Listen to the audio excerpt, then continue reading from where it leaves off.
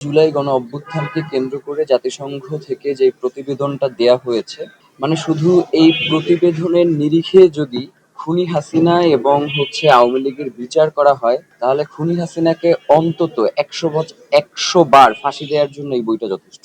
এবং আওয়ামী লীগকে আজীবনের জন্য নিষিদ্ধ ও দল হিসেবে আওয়ামী লীগের বিচার করবার জন্য আমার কাছে মনে হয় যে এই বইয়ের বাইরে আর কোনো ডকুমেন্টেশনের খুব একটা প্রয়োজন নেই।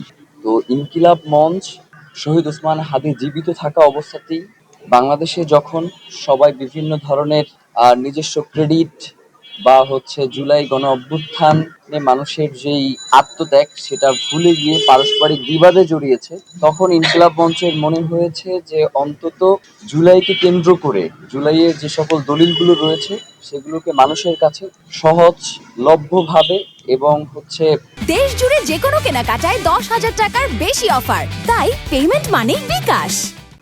এটাকে একটু সার্বজনীন করা দরকার। সেই জায়গা থেকেই আমাদের এই বইটা দুইটা প্যাটার্ন একই সাথে ইংলিশ এবং বাংলার সংমিশ্রণ করে আর কি এই বইটাকে তৈরি করা হয়েছে।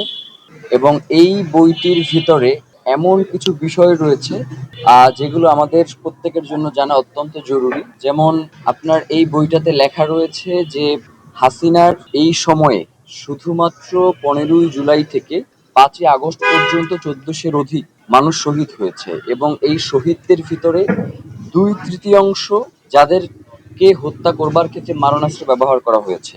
এবং এই শহীদদের একটা উল্লেখযোগ্য অংশ হচ্ছে শিশু এবং নারী। তার মানে আন্তর্জাতিক ক্ষেত্রেও যখন যুদ্ধ হয় তখনও শিশু ও নারীদের ক্ষেত্রে বেশ কিছু শিথিলতা রাখা হয় তাদের নিরাপত্তা এবং তাদের ব্যাপারে যে কোনো ধরনের পদক্ষেপ গ্রহণ করবার ক্ষেত্রে। কিন্তু এই খুনি হাসিনা সে নারী এবং শিশুদের ক্ষেত্রেও এই ধরনের কোনো কিছু সে মান্য করে নাই, এমনকি নিজ দেশের নাগরিককে সে নির্বিচারে হত্যা করেছে।